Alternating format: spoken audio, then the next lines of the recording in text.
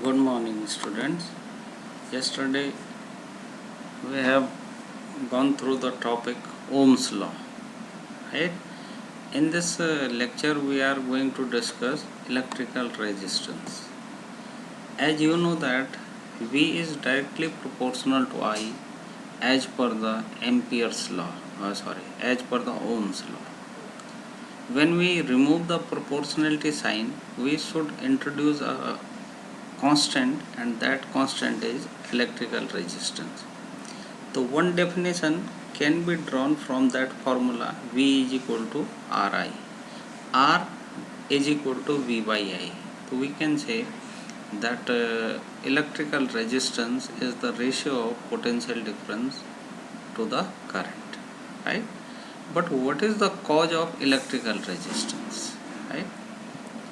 Electrical resistance may be defined as opposition offered towards the flow of electric charge through any conductor when potential difference is applied across its end. Its SI unit is ohm, right? So what happens if there is a conductor and electrons are moving from one point to another due to potential difference? So these electrons collide with the fixed positive ions, right? It means there is a hindrance inside the conductor, right?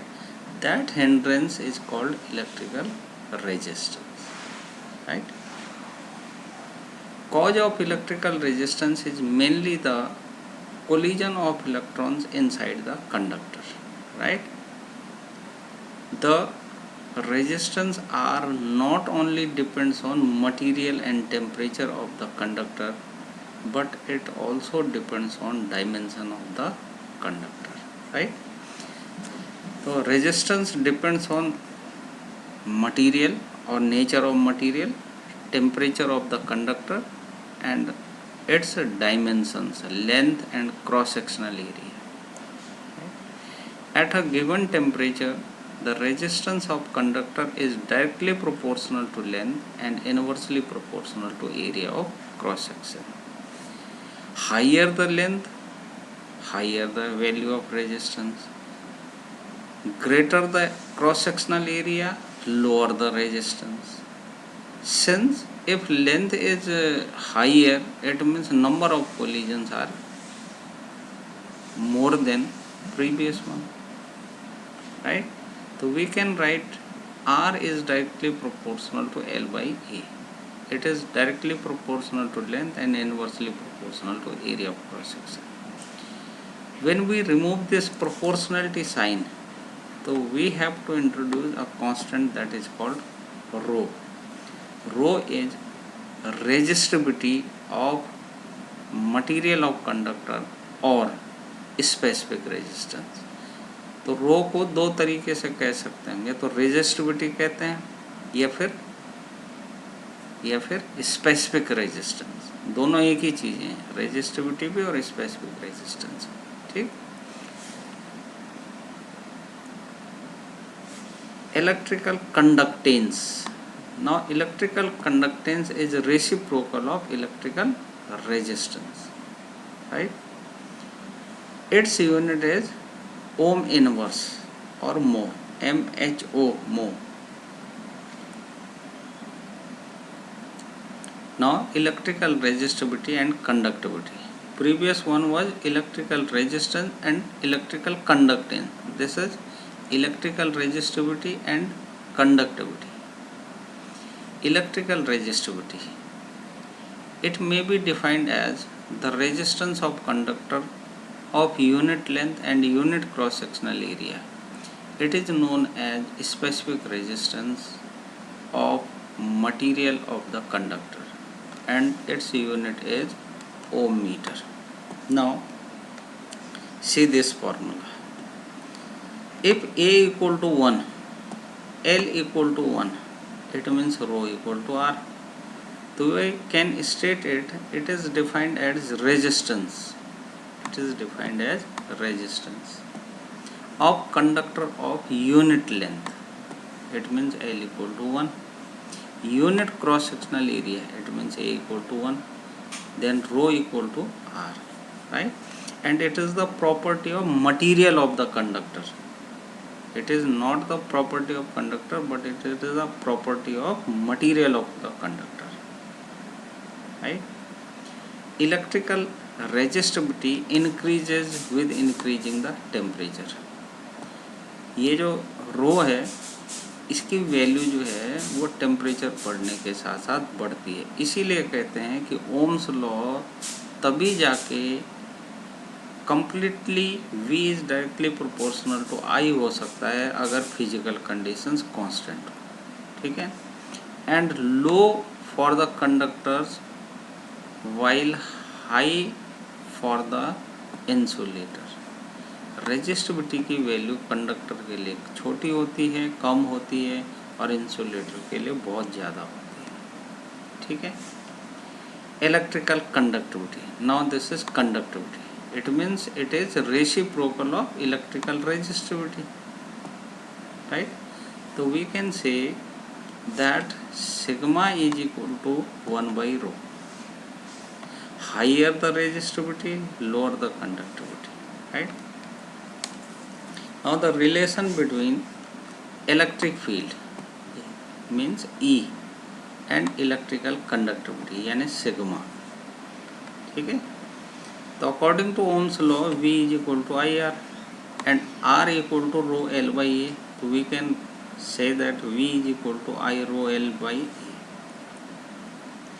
और it may be written as V by L. Please divide the equation both side by L, तो we can get V by L is equal to I by A into rho. Now what is I by A? This is the current density J, right? Now we can write V by L is E, since E electric field intensity is potential gradient, so this factor will becomes E, right? So this is E, this is J, and this is rho, means resistivity. Now resistivity is reciprocal of conductivity, we can write E equal to J by sigma. This is the relation between sigma and E, or we can say that this is the relation between J and E, right? It may be written in vector form that J vector, since current density is vector quantity, is equal to sigma into E. Now carbon resistors and color coding. There are two resistor is a device which offers resistance, right? So there are two type of resistors. One is wire bound resistors and second one is carbon resistor. Now what is wire bound resistor? इसमें क्या होता है कि जो wire होती है एलवाई की wire, एलवाई का जो रेजिस्टिविटी होती है, जो रेजिस्टेंस होता है वो ज़्यादा होता है, उसे क्या करते हैं वायर को लपेट के उसकी हेल्प से रेजिस्टर बनाया जाता है. दूसरे होते हैं कार्बन रेजिस्टर, इसमें कार्बन को यूज किया जाता है, ठीक है ना, रेजिस्टेंस ऑफर करने के लिए. तो हम दो तरीके के रेजिस्टेंस यूज करते हैं. ये वाला जो रजिस्टर होता है इसमें वैल्यूज लिखी होती हैं, जैसे फॉर एग्जांपल मुझे जो है 20 ओम का रजिस्टर चाहिए, 20 ओम रेजिस्टेंस का रजिस्टर चाहिए, तो उस पर लिखा होगा 20 ओम. लेकिन जो कार्बन रजिस्टर होता है उस पर वैल्यूज नहीं लिखी होती, बल्कि उसमें कलर रिंग बनी होती है. अब वो कलर रिंग कैसे बनी होती हैं उसको आइडेंटिफाई करने के लिए हम जो है एक टेबल को याद करते हैं, और उस टेबल की हेल्प से हम रेजिस्टेंस की वैल्यू फाइंड आउट करते हैं, राइट. अब जो टेबल है वो ऐसी है, देखिए यहाँ पे कई सारे कलर्स हैं, ये हैं 13 colours, black, brown, red, orange, yellow, green, blue, violet, grey, white, then gold, then silver, then no colour. इसको इसी सीक्वेंस में याद करना है.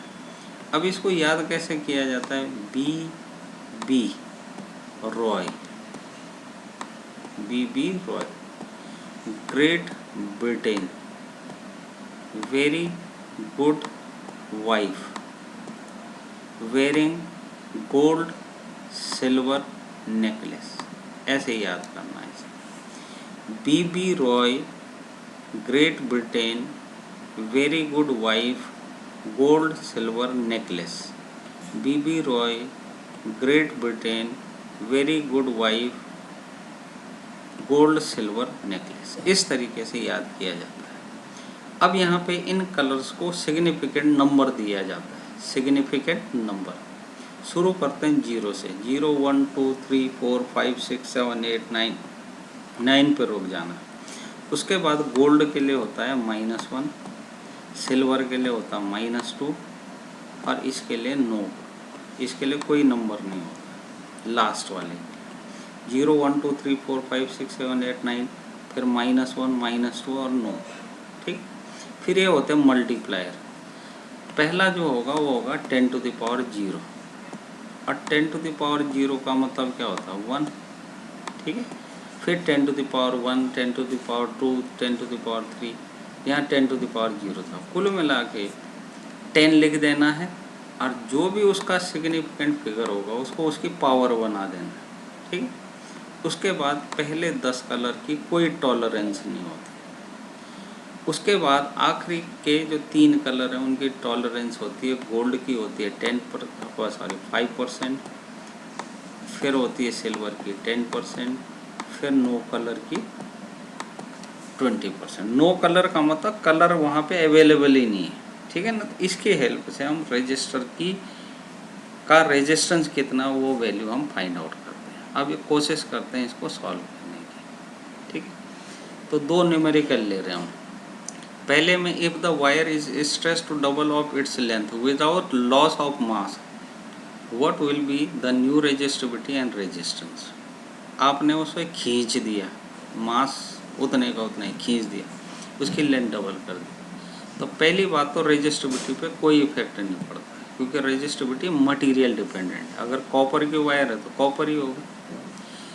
दूसरी बात, रेजिस्टेंस पे इफेक्ट पड़ेगा, क्योंकि अगर लेंथ डबल हुई है तो area of cross section half हो गया। अब रेजिस्टेंस जो है 2 फैक्टर पे डिपेंड करता है, एक तो लेंथ पे, एक एरिया ऑफ क्रॉस सेक्शन। ये तो हो गया डबल, ये हो गया हाफ, इसका मतलब रेजिस्टेंस हो गया 4 टाइम्स। अगला क्वेश्चन देखते हैं। आपके पास इन रेजिस्टर्स की वैल्यू लेनी है। पहला है येलो, दूसरा है वायलेट, तीसरा है और चौथा है। इसी तरीके से यहाँ पे 4 रिंग हैं, एक है रेड, दूसरा रेड, तीसरा रेड, और अगला है सिल्वर। यहाँ क्या है, येलो, वायलेट और ब्राउन, और उसके बाद गोल्डन कलर। अब टेबल देखते हैं, टेबल से पता करेंगे। ये टेबल है, टेबल के सामने सिग्निफिकेंट नंबर है। पहले 2 कलर के सिग्निफिकेंट फिगर्स लिखी जाती हैं। ठीक है, जैसे पहले येलो है तो येलो का सिग्निफिकेंट फिगर है 4। दूसरा है वायलेट, वायलेट का सिग्निफिकेंट फिगर है 7। तो पहले 2 कलर के significant figures as it is लिख देने हैं, जो पहले 2 कलर इनटू, फिर इनटू लगा देना। जो तीसरा कलर होगा उसका मल्टीप्लायर लेना, और जो चौथा कलर होगा उसका टॉलरेंस लेना। ठीक है ना, जैसे येलो के लिए सिग्निफिकेंट फिगर 4 होता है, वायलेट के लिए 7 इनटू, अब तीसरा है ये multiply 10 to the power 1 plus minus 5%, यानी इसका रेजिस्टेंस 5% बढ़ भी सकता है, घट भी सकता है। अगले में red, red, red significant figure होता है इसका 2, इस दूसरे का भी 2 क्योंकि रेड है। तीसरा मल्टीप्लाई 10 टू द पावर 2, और सिल्वर की टॉलरेंस होती है 10%। ठीक है ना, इस तरीके से फाइंड आउट किया जाता है। ठीक है, टॉलरेंस का मतलब होता है कि रेजिस्टेंस इतने % बढ़ भी सकता है, घट भी सकता है। लेकिन अगर चौथी रिंग ना होती, इसका मतलब टॉलरेंस 20% हो जाता है। ठीक है, तो आज के लिए इतना ही। Thank you very much.